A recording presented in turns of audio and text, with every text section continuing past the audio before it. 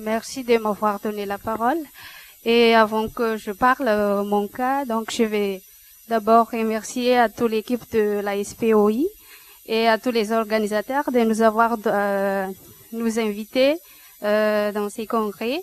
C'est vraiment important pour moi en tant qu'interne et c'est important aussi de connaître les actualités sur les maladies respiratoires.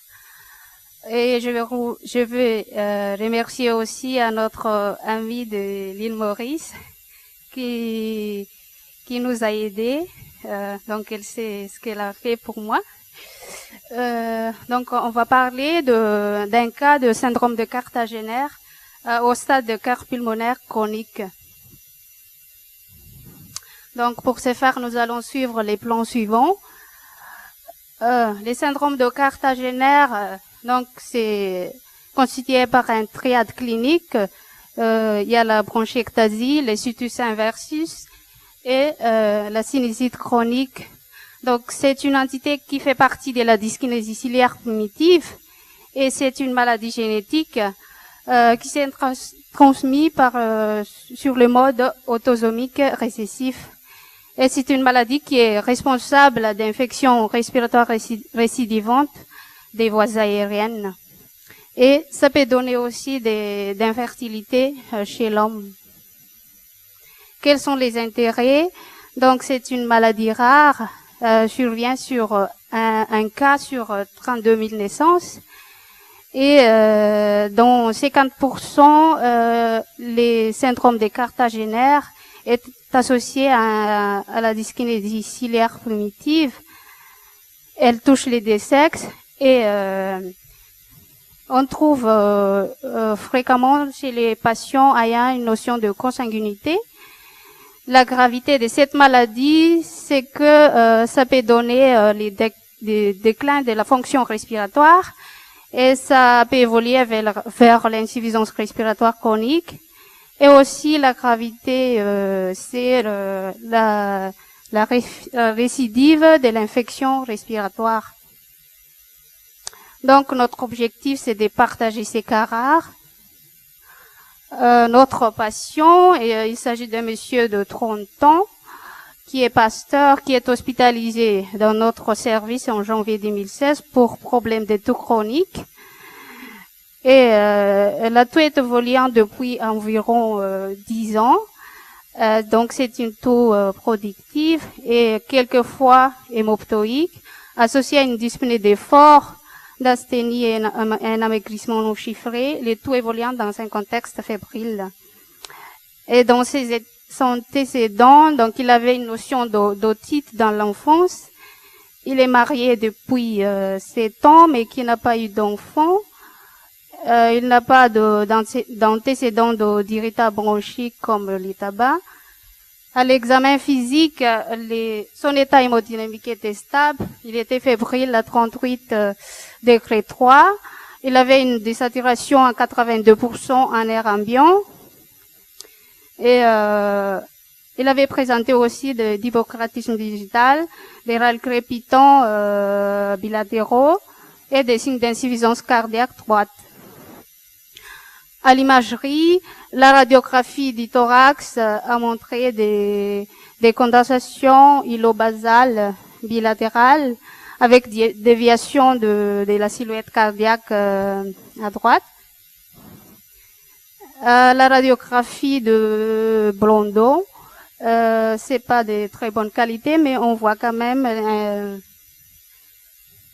un épaississement des sinus maxillaires. Les scanners thoraciques montrent les dilatations des bronches et avec des condensations. Les scanners abdominaux donc confirment les situs inversus. Donc il y a le foie qui est à gauche, l'estomac et la rate qui est à droite. À l'examen biologique, donc il avait un syndrome inflammatoire à 145 TCRP. On a demandé aussi l'échographie cardiaque qui a trouvé une dilatation des ventricules droits et la veine cave inférieure et une hypertension artérielle pulmonaire à 36 mm de mercure. Nous avons demandé les autres bilans, l'étude des cils, le spermogramme et l'exploration fonctionnelle respiratoire qui n'étaient pas faits. Donc, au total, il s'agit d'un homme de 30 ans qui est pasteur, qui était marié mais qui n'a pas d'enfant. Donc, il présente des bronchorrhées chroniques et les triades de syndrome de Cartagena avec des signes d'insuffisance cardiaque droite et hypertension artérielle pulmonaire. Donc, nous avons retenu comme diagnostic le syndrome de Cartagena au stade de carte pulmonaire chronique. Donc, il a bénéficié comme traitement antibiothérapie, kinésithérapie respiratoire, diurétique, bronchodilatateur et oxygénothérapie. Et nous avons proposé aussi la vaccination contre la grippe et les pneumocoques. L'évolution après traitement, donc il y a une régression de la fièvre agitée d'antibiotiques, mais malheureusement il y a une persistance de la désaturation. Que peut-on dire de cette observation? Donc c'est intéressant parce que c'est un cas rare, mais malheureusement on n'a pas de confirmation s'il s'agit vraiment de la dyskinésie ciliaire primitive ou pas. Concernant les cas qui est rapporté dans la littérature, donc il y a le M.N. Mukram cette année qui a rapporté 6 cas de syndrome de Cartagena. Donc il y a 2 femmes et 4 hommes et l'âge moyen était de 23 ans et tous les cas présentent des infections respiratoires récidivantes dans ses antécédents et des rhinorrhées chroniques dans 2 cas.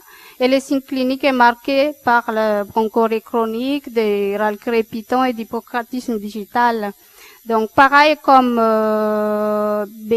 Melki qui a rapporté 6 cas de syndrome de Cartagena. Et dans tous les cas, il s'agit des femmes et l'âge moyen était de 16 ans et 2 cas présentent d'antécédents de Cartagena familial et les signes cliniques sont marqués par la toux chronique et la dyspnée était dans un cas.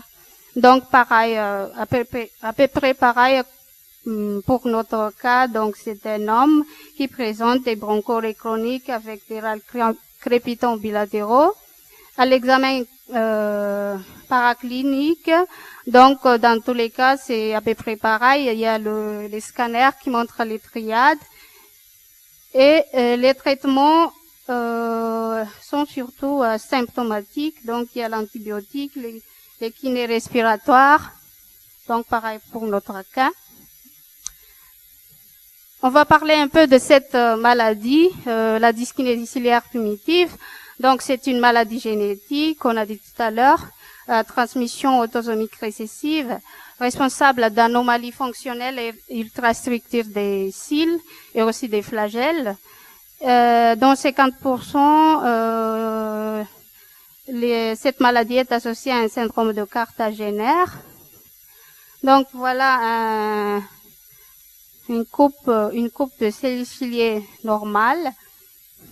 Et là, c'est en B, il y a une absence des bras de Dunein. Donc là, c'est pathologique. Les signes retrouvés dans cette maladie, donc c'est surtout les signes respiratoires et ORL. Donc il y a les rhinorrhées purulentes, les bronchorrhées chroniques. On peut trouver aussi des stérilités chez l'homme, d'hypocratisme digital et de dextrocardie. À l'imagerie, on trouve souvent les situs inversus, les bronchectasies et la sinusite. Et l'examen de confirmation, c'est l'étude des cils. Concernant les diagnostics, donc l'ERS cette année a lancé une nouvelle recommandation pour cette maladie Et il nous a recommandé d'évaluer les patients qui peut suspecter comme porteurs de cette maladie. Donc, il faut évaluer d'abord les signes cliniques évocateurs de cette maladie. Il y a les signes respiratoires comme la toux persistante, la présence d'anomalies de situs ou malformations cardiaques, la rhinite persistante ou maladie otite chronique ou maladie ou des symptômes néonataux. Donc, devant ces signes-là, donc il faut penser à une dyskinésie ciliaire primitive. Après l'évaluation, donc il faut référer les patients au centre spécialisé pour les diagnostics. Donc il n'y a pas encore des traitements, il n'y a pas encore des tests standards pour les diagnostics, pour éliminer ou confirmer la dyskinésie ciliaire primitive. Mais l'examen qui doit demander au centre spécialisé. Donc, il y a la mesure de l'oxyde nitrique nasal, l'analyse de la fréquence et rythme des battements ciliaires en vidéomicroscopie à grande vitesse ou en microscopie électronique. Il y a le génotypage et l'examen en immunofluorescence des protéines ciliaires. Donc, les critères diagnostiques, ça dépend des pays. En Royaume-Uni, il prend le diagnostic d'une dyskinésie ciliaire primitive s'il y a un phénotype clinique associé à de tests spécifiques anormaux. Pour les Américains, il y a un critère clinique majeur, puis un test spécifique anormal. Et en France, quand il y a un syndrome de cardiogénie clinique ou anomalie typique des cils à microscopie électronique ou présence d'anomalies génétiques. Donc, voici les critères, les phénotypes cliniques utilisés par les Royaumes-Unis. Là, c'est les critères majeurs utilisés par les Américains. Donc, pour les traitements de cette maladie, donc jusqu'à actuellement, il n'y a pas de traitement étiologique. Et le traitement est surtout symptomatique, donc il y a les mesures d'hygiène, la kinésithérapie respiratoire quotidienne, prescription d'antibiotiques en cas d'épisode infectieux. On peut utiliser aussi les bronchodilatateurs et la vaccination contre la grippe et les pneumocoques. Que peut-on conclure? Donc, c'est une maladie génétique qui peut être compatible avec une vie normale en cas de prise en charge précoce. Et le diagnostic est surtout orienté par la clinique avec les tests spécifiques. Donc, il faut traiter de façon précoce pour éviter l'évolution vers les stades d'insuffisance respiratoire chronique. Donc, sur ce, je termine ma présentation. Je vous remercie de votre aimable attention. Merci Sarah. Bon, je lance la discussion. S'il y a des questions.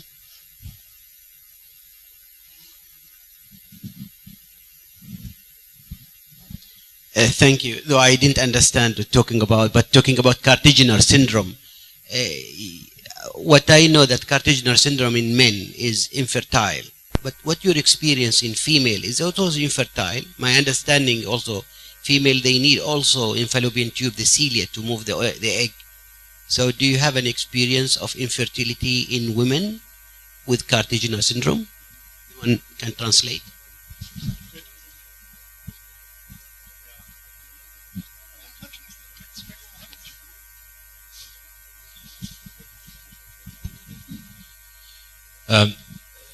So we know that some women, they are also infertile in France, according to our experience. But now with in vitro fecundation, there are solutions to make these patients parents.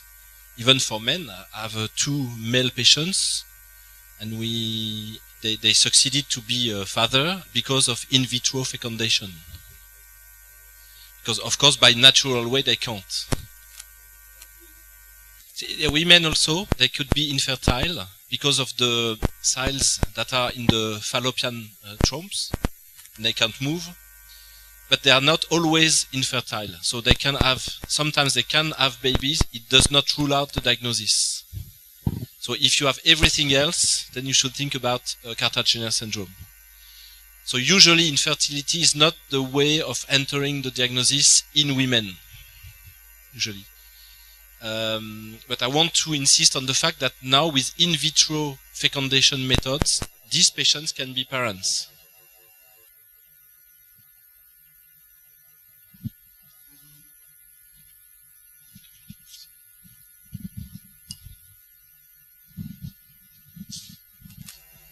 Y a-t-il encore d'autres questions?